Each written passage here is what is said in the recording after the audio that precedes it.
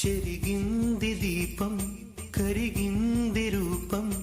అమ్మా నాపై ఏమంత కోపం కొండంత శోకం నేనున్న లోకం నన్నే చూస్తూ నవ్వింది శూన్యం నాకే ఎందుకు శాపం జన్మల గతమే చేసిన పాపం పగలే దిగులైన నడిరేయి ముసిరింది